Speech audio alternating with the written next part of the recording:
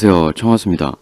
지난 시간들에서 우린 그간 동탁 대 반동탁 연합의 대결이 동탁의 폭정에 저항하는 영웅 군웅들의 항전이라는 기존 고정관념이 틀릴 걸 수도 있다.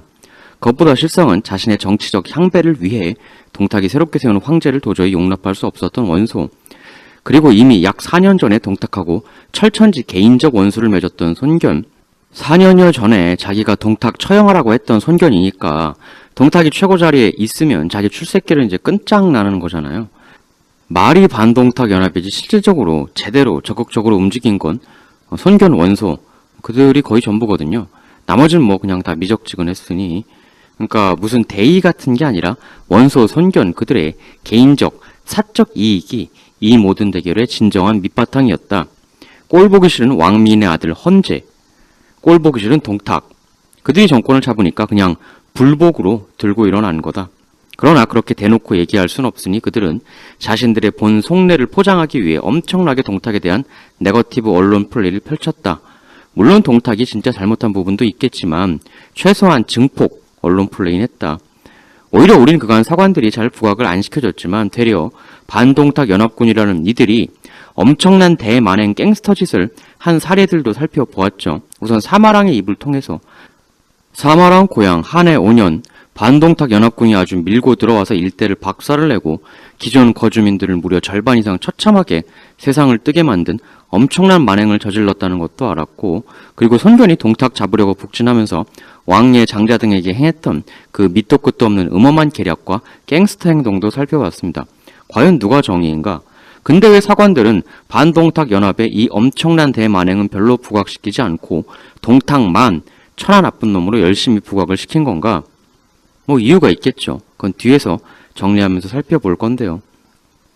보통 우리가 어떤 일을 극도로 비난할 때는 어떤 게 맞냐면 흔히 그런 말 하지 않습니까? 불의는 참아도 불이익은 못 참는다. 나한테 불이익을 주는 게 최고의 불이다. 이렇게 일반적으로 사람 심리가 형성이 되죠. 당대 주류들에게 뭔가 동탁이 불이익을 준 게 있었으니까 그렇게 맹렬하게 깎아내린 거다. 이런 부분에서 봤을 때 동탁과 반동탁의 대결 구도를 무너져가는 조정의 중앙 집권력을 강화하려 했던 동탁과 그에 저항한 지방 토호, 호족, 각 동네 갱스터들 사이에 그 역사에서 굉장히 흔하게 일어나는 대결 구도죠. 이런 구도다라고 보는 시선도 있어요. 황제하고 지방 호족들 왜 싸웁니까? 이권이죠. 결국은 이권 투쟁. 이건 좀 뒤에서 설명을 드리고 우선은 스토리 진행을 시켜나가기로 하죠. 여하튼 반동탁 연합이 이렇게 일어나는 상황에 이르게 되자 동탁은 여기서 하나의 결단을 내리죠. 바로 도읍을 아예 옮겨버리는 겁니다. 장안으로. 이거를 기존엔 그냥 뭐 손견이라든가 기타 반동탁 연합들한테 쫄아서 동탁이 도망갔다 이렇게만 보곤 했는데, 이게 그 전략적으로 봤을 때 굉장히 옳은 판단이었다라는 견해도 있죠. 신의 한 수였다라는 관점도 있습니다. 일전에도 말씀드렸지만 동탁이 신임했던 상당히 많은 사람들, 주비, 오경 이런 사람들이 실은 다 뒤로는 딴 생각하고 있던 원소의 지령을 받고 동탁의 의사결정을 영향을 끼쳤다. 뭐 이런 식의 기록도 보이죠. 기본적으로 낙양은 동탁에게 있어서는 본인 홈그라운드가 아니고 원정 온 거고, 사람들이 앞에선 면종복배하지만 뒤에선 언제 뒤통수 칠지 모르는 인간들이 득실거린단 말이죠. 근데 그걸 잘 구분해서 발라낸다는 게 쉬운 게 아니거든요. 낙양에서 농성하다간 자칫 안에서부터 배신자가 속출해서 내분, 선동, 봉기 이런 것들의 위험도 있고, 특히 황제라는 게 언제나 시한폭탄이에요. 주변의 신하가 언제 황제한테 달라붙어서 조서를 내려주십시오. 제가 저 역신 동탁을 도모하고 폐하를 구해드리겠습니다. 몰래.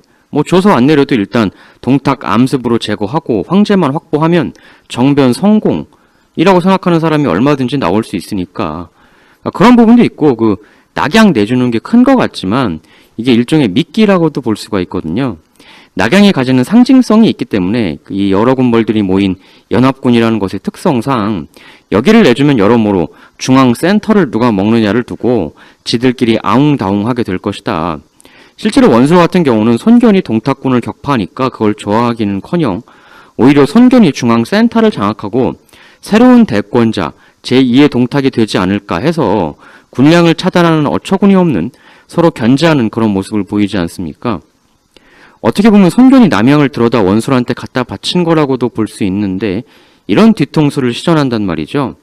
어떤 의미에선 이게 정치다. 결국 손견은 원술한테 이용만 당하다가 나중에 유표 치러 간 것도 원술이 치라고 해서 간 거거든요. 거기서 유표에게 다들 잘 아시다시피 안 좋은 결과를 맞이하게 되는데, 이렇게 동탁이 오랜 기간 한나라의 수도였던 낙양을 바로 호쾌하게 포기하자 향후 전략을 어떻게 취할 것인가에 대해서 연합군 내에서 의견 분열이 일어납니다. 그러니까 전략 중에 최고가 상대파 진영이 내부에서 의견 분열, 갈등, 혼란, 서로 의견 중구난방이 되도록 하는 그런 꺼리를 휙 던지는 거. 이게 사실은 최강의 정치 전략 중에 하나죠. 어떻게 하면 상대파를 내부 분열시킬 것이냐. 일단 낙양을 포기하고 동탁이 자신의 추종자 및 세력들 그리고 심지어 백성까지도 빼서 장안으로 대이동을 합니다. 근데 이 결단이 너무 늦었으면 또 추격대의 뒷덜미를 잡혀서 상당히 난감한 상황이 연출될 수 있었는데, 이 동탁의 그 의사결정력, 추진력, 스피드라는 게 굉장해요. 정권 잡은 지 일주일도 안 돼서 황제를 갈아치운다. 뭐 엄청난 스피드 아닙니까? 근데 이건 이전에도 말씀드렸지만 즉흥적인 결단이라기보단 미리부터 다 생각을 하고 있었던 것 같아요. 그러니까 플랜 A, 플랜 B, 플랜 C 다 세워놓고 각각에 대해 검증을 충분히 고민을 해놓고 이 상황에선 이렇게 한다, 저 상황에선 저렇게 한다. 그런 사전 계획이 철저했으니까 이렇게 빨리빨리 상황에 따라 너무도 유연하게 스피디하게 대처해 나갈 수 있는 거지, 뭐 결단력이 뛰어나다 해서 결단을 그냥 무조건 빨리 내리는 거다 이렇게 생각을 하면 진짜 오해죠. 그건 결단력이 아니라 그냥 대충이죠. 미리부터 충분한 다양한 플랜 A, B, C, D를 잘 여러 개 세워놓는 거, 그게 옆에서 볼 땐 잘 모르니까 결단력이 빠른 걸로만, 스피드만 보이는 거죠. 물론 대신 신료들의 이 천도는 엄청난 반대가 있었습니다. 근데 이걸 동탁에 그냥 밀어붙이는데, 이게 기존 사서에서는 동탁의 대폭정이라고 묘사가 돼 있어요. 사실 기존 낙양 터줏대감들은 무조건 반대를 할 수밖에 없죠. 자기들이 낙양 중심으로 쌓아온 터전이 있는데 그걸 갑자기 완전 서쪽 관중지방으로 가자고 하니 자기들 홈그라운드에서 계속 있어야 본인들도 위세 떨면서 동탁에게 영향력 미칠 수가 있는데, 장안 쪽은 동탁의 홈그라운드에 가까운 쪽 아닙니까? 동탁은 밀어붙입니다. 천도 이후에 동탁은 낙양을 도읍이 아닌 군사기지화 시켜서 저지선으로 버티려고 했는데 결국 선견에게 연패를 하게 되죠. 그래서 결국 끝내는 완전히 포기를 하고 발을 뺍니다. 그렇게 동탁군이 물러나니까 선견은 좋다고 낙양으로 입성을 하죠. 선견은 낙양 제1 입성자라는 영광을 얻게 되었습니다. 근데 여기서 바로 그 유명한 사건이 터집니다. 오서를 한번 보시죠. 선견이 낙양에 입성하여서 성 남쪽에 주둔했는데 관아의 우물 위에서 비범한 연기가 갑자기 피어오르는 것이었다.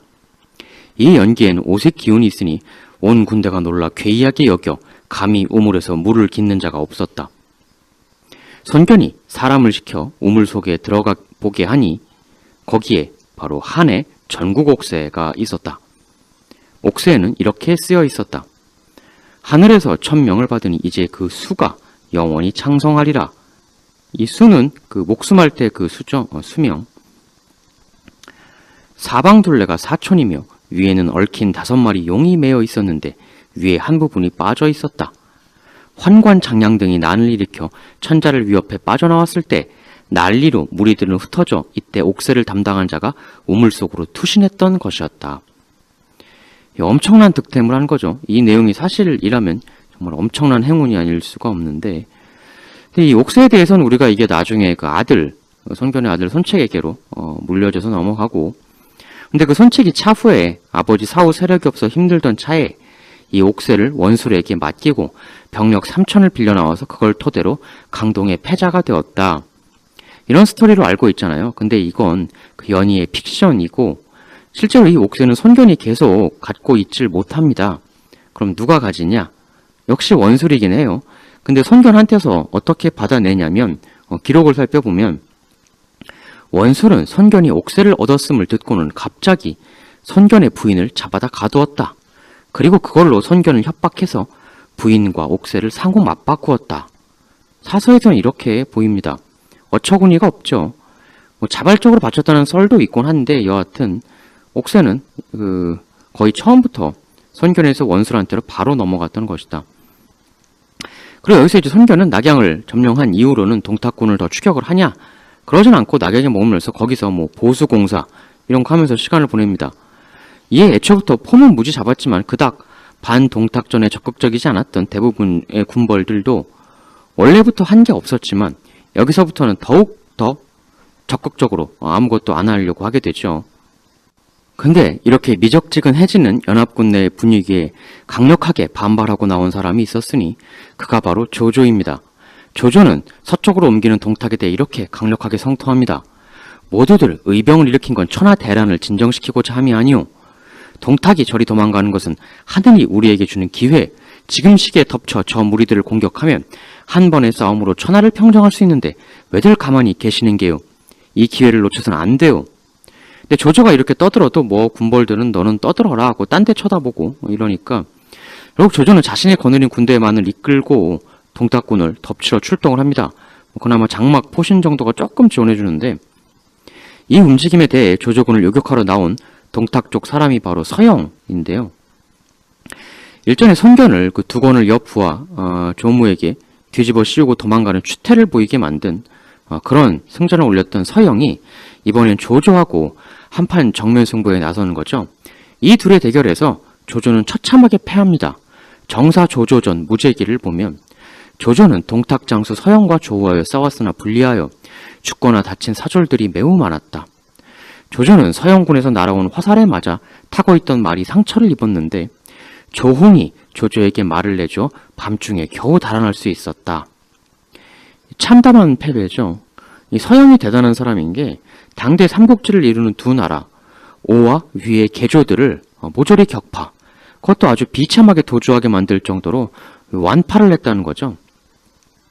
이 서영은 동탁군 핵심 멤버 상당수가 그랬던 것처럼 역시 변경지역 출신이에요.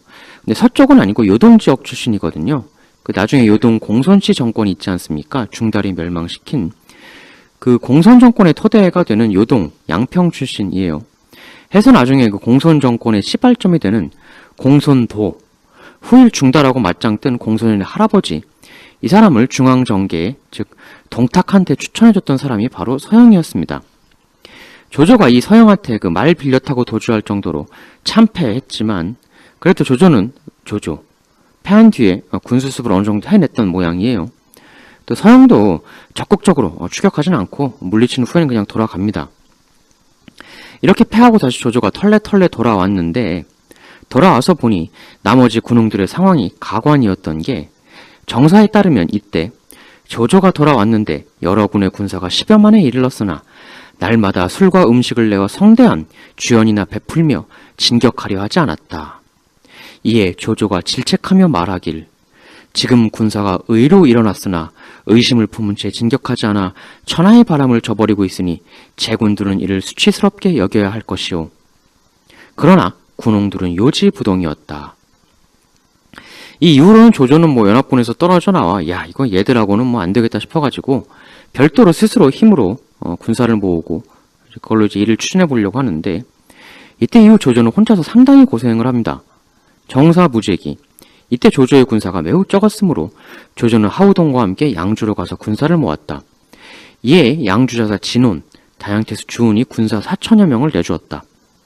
근데 여기서 일이 또 꼬여가지고 그러나 돌아오는 길에 용항이라는 곳에 당도하자 그 사졸들, 모은 사졸들 다수가 모반을 일으켰다. 결국 이렇게 모은 4천 군사를 도중 반란으로 다 잃어요. 위사에 보면 이 당시 반란이 좀 묘사가 되어 있는데 군사들이 모반하여 밤중에 조조의 장막을 불태우자 조조가 손수 검으로 수십 명을 죽였고 나머지가 모두 패하여 흩어지자 겨우 영 밖으로 나올 수 있었다. 모반하지 않은 자는 전체 4,000명 중에 500여 명에 불과했다. 동탁을 치겠다는 명분으로 모은 이 병력들이 모반을 일으켰다. 뭐 그런가 보다 뭔가 뭐 군량 보급이 원활치 않았거나 무슨 그런 이유가 있었겠지. 이렇게 가볍게 볼 수도 있고 아니면 이걸 당시 백성들, 그러니까 병사들이 백성 아닙니까? 그들 사이에서 동탁 토벌이라는 게 그다지 명분이 없었다. 백성 입장에선. 그래서 동탁하고 싸우러 가겠다고 계속 설치는 조조에 대해 병사들이 다 들고 일어난 것이다. 라고 보는 관점도 있어요. 뭐 이런 관점들은 뒤에서 한번 쭉 총정리를 해보도록 하겠습니다. 이렇게 뭐 군웅들끼리 지리멸렬하고 낙양 함락시키고 난 다음은 그냥 정사 내용대로 술 퍼먹고 노는 이가 대부분이고 손견하고 원수는 뭐 손견 와이프 붙들었다가 협박해서 옥새 아웅다웅하고 이 원소는 또 원래 서열상 자기 상사인 기주자사 한복, 이 사람하고 또 아웅다웅을 시작해요. 한복 이 사람이 말씀드렸듯 동탁이 기주자사라는 아주 크고 중한 자리에 앉힌 사람인데 동탁 뒤통수 치고 원소한테 붙은 사람이었죠. 근데 또 이 한복이 그래서 원소에 동조하면서도 적극적으로 반동탁 연합전에 참가하지 않고 그냥 기주에서 버티고 출전도 하지 않습니다. 한마디로 그냥 이름만 올려놓은 거죠.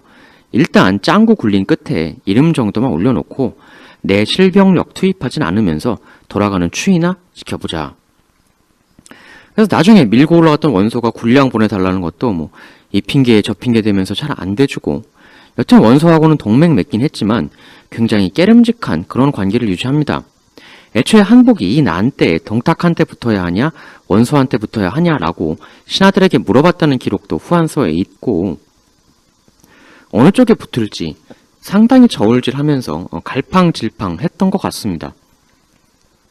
이 개인적 차원에서 보면 이해가는 측면도 있어요. 근데 원소가 우린 상당히 그 나름의 전략적 판단 이런 걸 굉장히 잘하는, 큰 구도를 잘 짜는 인물임을 확인했잖아요.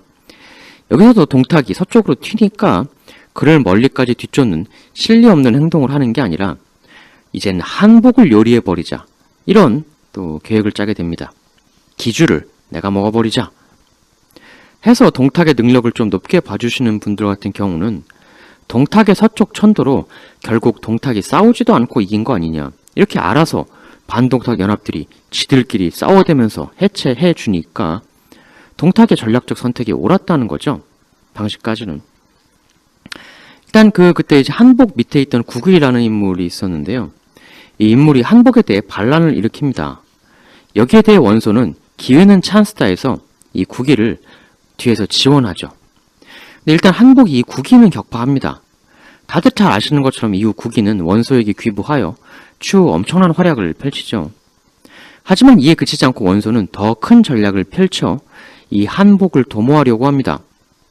이때 한복을 도모할 계책을 진원하는 이가 바로 봉기인데요. 이 봉기는 이렇게 말합니다. 원공, 무릇 천하를 도모하려는 봉기를 일으킬 때는 반드시 하나의 주를 기반으로 삼지 않으면 자립할 도리가 없습니다. 아시다시피 기주는 매우 좋은 곳이고 영웅이 웅비하기에 딱인 장소입니다. 헌데 땅은 좋으나 지금 기주자사를 차지하고 있는 한복은 심히 용렬하고 그릇이 작은 자입니다. 이에 소신 계책을 진원하는 바 공손찬을 활용하시지요. 공손찬에게 사신을 보내 은밀히 맹약을 맺는 것입니다. 그리고 공손찬에게 남진하여 한복을 칠하고 종용하십시오. 부추기십시오. 공손찬의 무시무시한 용력을 아는 그릇 작은 한복은 필시 이런 소식을 듣게 되면 두려움에 온몸을 떨게 될 것입니다. 이렇게 구도를 만들어 놓고 나서 원공께선 한복에게 변설에 능한 선비를 사신으로 파견하십시오. 그를 통해 저 무시무시한 공손찬으로부터 한복 당신이 화를 입지 않을 길은 기주를 들어다가 나 원소에게 바치는 것뿐이다 라고 설득을 하게 하십시오. 속 좁게 이해타산만 할 줄 아는 겁쟁이 한복은 이렇게 되면 필시 원공께 스스로 기주를 들어다 바칠 것입니다. 결국 원소는 말 잘하는 사신을 공손찬에게 파견해서 한복을 치라고 꼬시죠. 이때 공손찬이 거병하는 명분이 뭐 대놓고 한복 치고 내가 거기 먹을래 이럴 수는 없는 거잖아요. 이 공손찬은 원래 삼국지 연의에선 18로 제후라고 나오지만 실제 역사에선 최초 원소가 봉기할 때 참여했던 인물이 아니었어요. 뭐 원소? 하든지 말든지 이러고 있었는데 뒤늦게 원소의 코치를 받고 원소 사신이 역적 동탁을 친다는 명분으로 군을 일으키신 다음 그걸로 한복을 치십시오. 이래서 그 말대로 하죠. 그러니까 이게 당대 주류 군벌들이 동탁을 친다는 명분으로 들고 일어나서 뭐 손견도 그렇습니다만 그 핑계로 주변 다른 자사, 다른 태수 후려쳐서 자기 세력 넓히려는 그런데 명분으로 활용을 했던 거란 말이죠. 겉으로만 동탁을 징치한다 이러고 실제로는 이게 소위 반동탁 연합전의 진짜 속 실체이다. 그러니까 원소가 참 보면 똑똑해요. 사실 지금 이 판의 8할 이상은 원소가 다 짜고 있는 거거든요. 또 그 상황에 대한 그 능동적인 그 변화, 대처가 굉장히 능수능란하거든요. 그러니까 동탁의 서쪽으로 도망가니까 그걸 그냥 무리하게 쫓기보다는 바로 태세 전환을 해가지고 전략을 바꿔서 그러면 이제 한복을 정리해서 나도 기반을 잡자. 나중에 원소가 한때 천하 최강자의 자리에 잠시 오르지만 그러니까 그런 자리에 오르는 게 주사위 굴려서 얻은 게 아니다. 대단한 인물이죠, 원소. 소개드렸지만 맨손으로 사람을 쳐서 몇 명의 환관을 척산시킨 그런 걸 보면 신체 단련도 상당히 강하게 했던 그런 사람이고 힘도 좋고 결단력이 없다고 하지만 실상은 그렇지도 않아요. 쭉 보면 하진이 장량한테 당하니까 일말의 주저함도 없이 바로 궁에 난입해 환관이기만 하면 무조건 척살. 머리 잘 돌아가는 사람이에요. 그러니까 이종 사태가 되면 가만히 있다가는 노회한 장량한테 바로 체포당해서 추살된다. 어차피 이 상황은 이판사판이다. 정확하게 순간 판단을 하는 거죠. 그리고 동탁의 실책. 동탁은 딴에는 원소한테도 황제 교체를 좀 양해를 구한다 이런 차원이었을 텐데 그 말을 듣고 동탁이 본격적으로 손쓰기 전에 바로 야반도주하지 않습니까? 굉장히 행동이 빠른 사람이에요, 사실은요. 전체적인 판짜는 능력도 아주 우수하고 의도했냐 안 했냐 논란은 있지만 원씨의 일족들이 동탁에게 참살당하고 이를 통해 천하대봉기를 일으킬 탄탄한 명분도 만들고 결국 동탁을 낙연에서 밀어내는 것도 선견이 대활약해서이지 원소가 뭐 대놓고 정면으로 전투하고 이런 건 또 별로 없었거든요. 이번 한복 제거 전략도 보면 자기 손에 피 안 묻히고 공손찬을 활용해서 전략적으로 얻겠다는 거 아닙니까? 야, 공손찬 한복 저거 치면 네가 거기 먹을 수 있어 기주 이렇게 만들어 놓고 한복한테 가선 야, 너 공손찬 어떻게 이길래 쟤 밀고 내려온다는데 저 무시무시한 놈 차라리 나 원소 밑으로 들어와 내가 지켜줄게. 내 말 거부하면 너 나 원소하고 공손찬한테 위아래로 샌드위치 된다. 너 그렇게 돼서 비참하게 망해볼래 한번? 이런 식으로 얘기를 한 거고 결국 한복은 이 원소 사신의 말을 듣고 엄청난 갈등을 이제 때리게 되는 거죠. 당연히 부하 신료들에게도 이제 물어봅니다. 여기서 이제 부하들도 의견이 갈리는데 이때 한복 부하 중에 원소에 대한 원소 쪽으로 가는 귀부를 기를 쓰고 반대했던 인물이 바로 그 유명한 저수입니다. 저수는 민순 등과 함께 이렇게 필사적으로 간하는데요. 한복님, 기주가 비록 변두리 지역이라곤 하나 갑옷을 두른 병사가 100만에 곡식은 10년을 지탱할 수 있는 곳입니다. 그러나 원소는 맹주랍시고 폼은 잡고 있지만 그 군대의 기반 터전이 부족한 의지할 곳 없는 객장이요 곤궁한 집단입니다. 그들은 오히려 우리의 도움이나 바라야 할 처지이니 비유컨대 아기가 품속에 있는데 먹을 걸 주지 않으면 바로 굶어 세상을 뜨게 되는 것과 같습니다. 이런 상황인데 어찌하여 이 알토란 같은 기주를 그냥 들어다가 원소에게 바치려고 하십니까? 만일 이때 한복이 저수 말을 들었으면 원소는 굉장히 힘들어질 수도 있는 거였는데 근데 여기에 대해 한복은 이렇게 말합니다. 나는 원래 원가의 추천으로 관직에 나온 데다 원소의 재주는 사실 내가 봐도 나보다 낫어.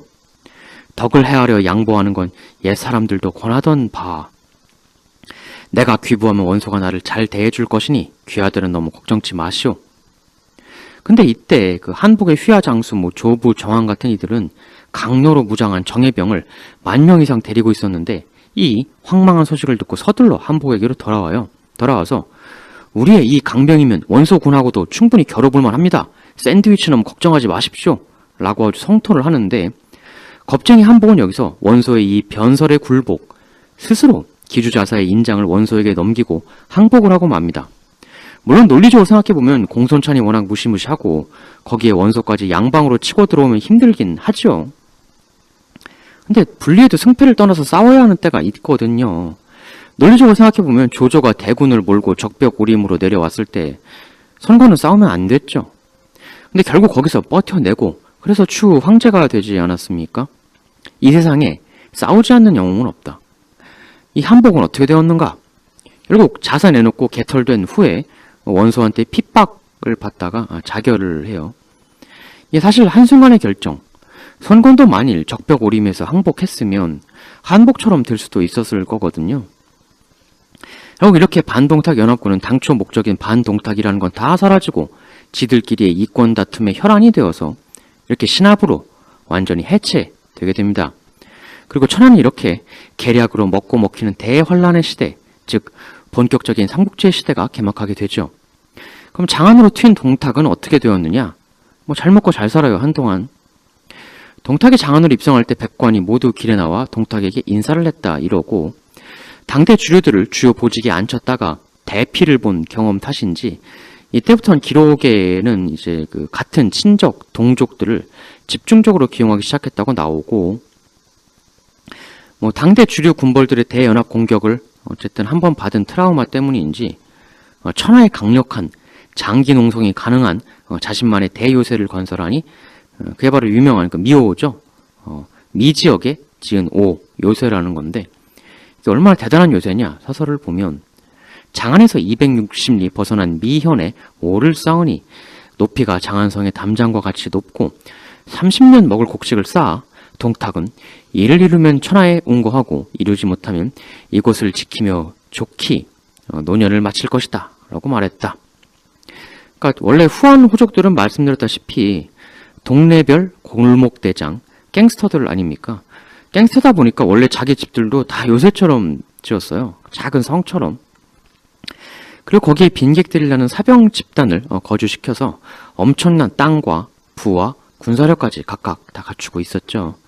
미호는 바로 그러한 사적 요새의 최대판, 결정판이라고 볼 수 있을 것 같습니다. 삼국지의 대표적인 그 난공불락, 장기 항전이 가능한 요새 두 개가 있죠. 그 미호랑 공손찬의 역경루. 근데 이 요새에 의지해가지고 역사적으로 잘 된 세력이 거의 없어요. 요새의 방어력에 의지하는 세력은 결국 언젠가는 망했습니다. 대부분은. 나중에 제가 일본 전국시대도 한번 하고 싶은데요. 그 유명한 풍림화산 다케다 신켄 있지 않습니까? 전국시대 한때 최강의 다이메였다고 해도 과언은 아닌데 한때. 근데 마지막에 너무 갑자기 미스테리하게 세상을 떴죠. 이것도 여러 가지 얘기가 많은데, 이 사람은 그 자기 영신에 성을 안 쌓았어요. 해서 유명한 말을 남기는데, 사람이 곧 성이고 해자다. 사실 이게 맞아요. 그러니까 세력이라는 게 계속 뻗어나가야 사는 거지 안으로 틀어박혀서는 언젠간 썩고 망할 수밖에 없거든요. 도요토미 히데요시가 쌓은 난공불락의 오사카성, 거기에 의지했던 히데요시 가문이 나중에 자손들이 어떻게 됩니까? 비참하게 몰락하죠. 그리스, 아테네, 페리클레스의 전술 다 안 좋았죠. 말로가. 이때부터 사서에는 동탁의 음행과 사치에 대한 비난으로 아주 가득히 차갑니다. 후한서 동탁의 동족이라면 동탁은 어린아이라도 열후에 봉했다. 여러 차례 백관과 술잔치를 벌였는데 음탕이 즐기고 방자하기 이를 데가 없었다. 그리고 이전에 손견이 그 동탁 참하라고 부추겼던 한태 동탁의 상사 장원 있지 않습니까? 이 장원도 이때 동탁에 처형해버립니다. 뭐 그 외에도 숱한 처형을 자행했다고 하고. 근데 이걸 보고 역시 옛 상사를 저렇게 하니까 동탁 역시 쪼잔한 놈 이럴 수도 있는데, 근데 이건 처형을 한 게 그 장원이 동탁을 제거하려는 계획을 획책하다가 그게 들켜서 처형하게 된 거거든요. 이게 사서에는 동탁의 이 짓을 뭐 무지하게 나쁘다고 웬간 비난을 다 하고 있는데, 근데 자기 골로 보내려는 암습 계획 획책한 사람을 그냥 멀쩡히 살려두는 권력자가 동서고금에 어디 있겠습니까? 거의 없죠. 역으로 뒤져보면 장원이 예전에 상사 시절에 막 자기 불러다가 꾸사리 주고 그랬잖아요. 그래서 동탁도 좀 대들고, 그런 악감정이 있어도 그 자기 제거 음모 꾸미기 전까지는 처형하지 않고 내비두고 있었다는 거거든요. 또 어떻게 보면. 해서 오히려 그때까지 냅둔 건 호인 아니냐, 뭐 이렇게 볼 수도 있는 게 아닌가 뭐 싶은 부분도 있는데, 근데 결국 이제 그 여러 동탁에 대한 그 도모 계획, 근데 이제 그 들키지 않은 동탁 제거 계획이 이제 실행이 되죠. 은밀하게. 바로 왕륜과 여포에 의해. 이 초선이 가공의 인물인 건 뭐 누구나 다 아는 사실인데, 근데 실제로 역사에 이 초선의 역할하고 좀 비슷한 처지에 처한 비스무리한 역할을 한 인물은 실제 존재했습니다. 정사 여포전에 보면 여포가 왕륜의 꼬드김에 어떻게 넘어가는지 그 과정이 상당히 상세히 나와 있는데요. 정사 여포전, 여포는 활쏘기와 기마에 능하고 완력이 뛰어나 비장으로 불렸다. 동탁은 스스로 남들을 무리하게 대했기에 그들이 자신을 해칠까 두려워하여 거동할 때 늘 여포로 하여금 자신을 호위하게 했다. 그러니까 동탁이 늘 암습의 위험을 느꼈다는 점을 알 수가 있습니다. 근데 이 둘이 동탁 여포가 충돌을 하게 되는 일이 발생하는데, 일찍이 여포가 사소한 일로 동탁의 말을 듣지 않자 동탁이 수국을 뽑아 여포에게 던진 일이 있었다. 여포는 몸이 민첩하여 이를 피했고 이후 동탁에게 사죄하여 동탁의 화 또한 풀리긴 했다. 그러나 이때로부터 여포는 은밀히 동탁을 원망하게 되었다. 그리고 이 다음에 사서에 초선 비스무리한 여인이 등장합니다. 동탁은 늘 여포에게 중문을 지키게 했는데 여포는 그때 동탁의 시비와 사통하니 그 일이 발각될까 늘 불안해했다. 이 시비라는 건 이제 그 시종, 시녀를 얘기하는 거죠. 그러니까 여포가 동탁의 여인을 건드린 건 사실이에요. 뭐 왕윤의 수양딸 이런 건 죄다 픽션이지만 이런 거 보면 참 그 분명히 여포도 도라이죠. 아니 왜 하고 많은 여자 중에 상사의 여자를 굳이 건드리냐. 여포쯤 되면 뭐 당대 어쨌든 최고위 정도 되는 사람인데 굳이 동탁의 여인이 아닌 사람도 많았을 텐데. 그러니까 이게 이성적으로 생각해보면 굉장히 골 때리는 일인데 실제 역사에서 그 왕왕 발생을 하지 않습니까? 그 예전에 그 제가 조선시대 시리즈 할 때 그 세자빈, 세자의 부인, 그 장래 왕비가 될 사람을 건드린 그 내시 얘기도 이렇게 말씀을 드렸는데 그런 일들이 그 생겨요 실제로. 참 이상하죠. 근데 이게 인류의 진화심리적 관점에서 보면 또 이게 그 당연하다 이렇게 보는 또 관점도 있어요. 이런 일이 발생을 하는 게 인류의 깊은 오래된 심리를 잘 드러내주고 있는 게 이제 신화 아닙니까?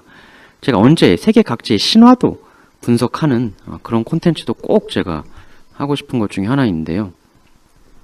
보통 신화에 보면 이제 그 어떤 아름다운 여성이 등장을 하는데 이 여성을 차지하기 위해서 무슨 괴물을 퇴치해야 한다든가 하여튼 굉장한 고난, 목숨을 잃게 될 수도 있는 그런 엄청난 퀘스트가 앞에 놓여 있는데 근데 이런 위험한 일을 따지고 보면 아니 그깟 연애가 뭐라고. 근데 부득불 남자들이 꾸역꾸역 구하러 갑니다. 괴물한테.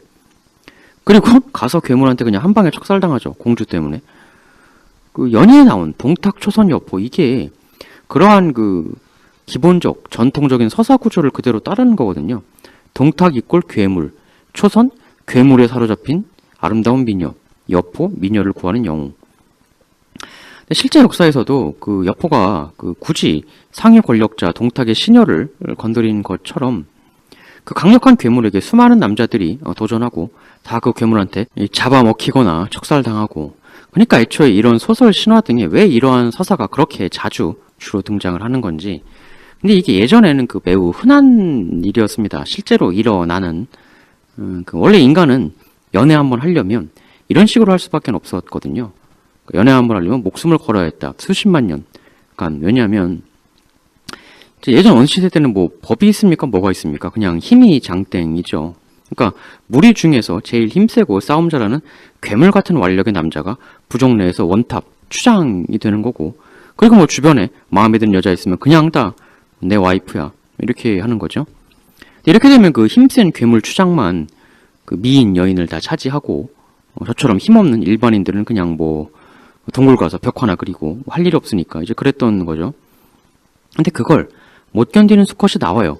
힘이 약한 수컷 중에서도 야 이거 뭐 나는 언제까지 동굴에서 벽 하나 그리고 있어야 되냐. 저 추장놈만 혼자 예쁜 여자랑 재미 다 보고 나는 뭐야 이거. 이런 원시인들이 나온다는 말이에요. 그러니까 벽화 그리다가 어느 날 너무 마음에 드는 여인이 나타나. 근데 걔가 추장의 13번째 부인이야. 그럼 원래는 하지 말아야 하는데 권력 위계상 그걸 못 참고 도전을 하는 거예요. 추장의 권위에. 근데 힘센 괴물 추장한테 야 맞짱 뜨자 이렇게 못하지 않습니까? 맞짱으로 추장된 사람인데 그 사람이. 그래서 이제 몰래 다가가죠. 몰래 가서 미래를 시도하는 겁니다. 근데 그걸 추장한테 걸리면 어떻게 됩니까? 바로 돌도끼가 날라오겠죠. 그러니까 그 수컷 입장에서는 이게 그러한 구도가 되는 거예요. 괴물한테 사로잡힌 아름다운 여인 그리고 나는 그 여인을 구하는 영웅. 이런 구도로 이제 스스로 생각이 되게 되는 거죠. 그러니까 인류 원시인 시절 수십만 년 기간 동안은 누가 와도 매력 있는 여성은 이처럼 괴물 같은 그 조직 내 원탑 추장애들이 독점을 했단 말이죠. 그러니까 우리가 지금 문명인이어도 여성한테 고백하거나 데이트 신청할 때 그 처음 할 때 굉장히 그 떨리고 긴장되고 거의 공포에 가까운 그런 심정이 들지 않습니까? 몸의 반응이. 이게 왜 그러냐?